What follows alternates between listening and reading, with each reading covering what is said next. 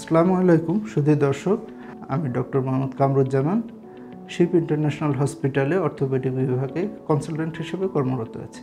আজকে আমাদের আলোচনার বিষয় হাঁটু ক্ষয়। হাঁটু ক্ষয় অথবা আমরা মেডিকেল ভাষায় যেটাকে বলি অস্টিও আর্থ্রাইটিস। অস্টিও আর্থ্রাইটিস বলতে আমরা বুঝি জয়েন্টের ক্ষয়, জোড়ার ক্ষয়। সাধারণ বাংলায় যদি আমরা বলতে চাই এটা জোড়ার ক্ষয়। এখন এটা কী জন্য হয়, কাদের হয়? হাঁটুর জোড়া ক্ষয় হওয়ার আসলে তেমন স্পেসিফিক কোনো কারণ নাই। একটাই কারণ, সেটা হচ্ছে বয়সজনিত। যখন বয়স বাড়তে থাকে আমাদের শরীরের ক্যালসিয়াম, আদার যে স্ট্রাকচার, কোলাজেন, সেগুলি আস্তে আস্তে ডিকে হতে থাকে, ক্ষয় হতে থাকে।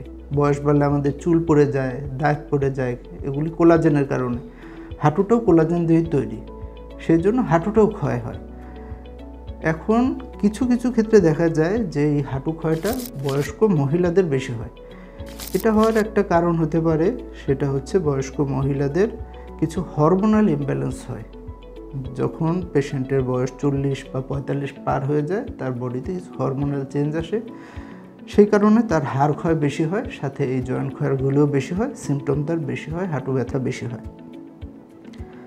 এখন হাঁটু ব্যথার ক্ষেত্রে আমাদের চিকিৎসা কি, বিশেষ করে বয়স্ক রোগীদের ক্ষেত্রে?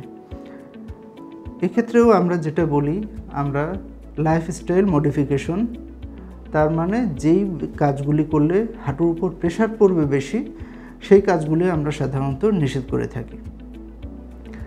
যেমন হাঁটু ভাঁজ করে নিচু জায়গায় বসা। বিশেষ করে আমাদের গ্রামে আমরা দেখতে পারি বয়স্ক মহিলারা পিঁড়িতে বসে কাজ করে।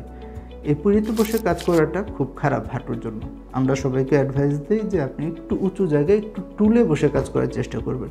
কিছু মেডিকেশন আমরা দিয়ে থাকি, সেটা সিম্পল ব্যথা কমানোর জন্য আমরা কিছু মেডিকেশন দিই, সিমটোম্যাটিক ট্রিটমেন্ট। আরও কিছু মেডিকেশন আছে যেগুলি বলা হয়ে থাকে যে কোলাজেন তৈরি করে হাঁটু ক্ষয়টাকে রোধ করার জন্য। আসলে হাঁটু ক্ষয় কখনো রোধ হয় না পুরোপুরি, হয়তো কিছুটা ডিলে হতে পারে, কিন্তু বয়স যত বাড়বে হাঁটু ক্ষয় বাড়তেই থাকবে।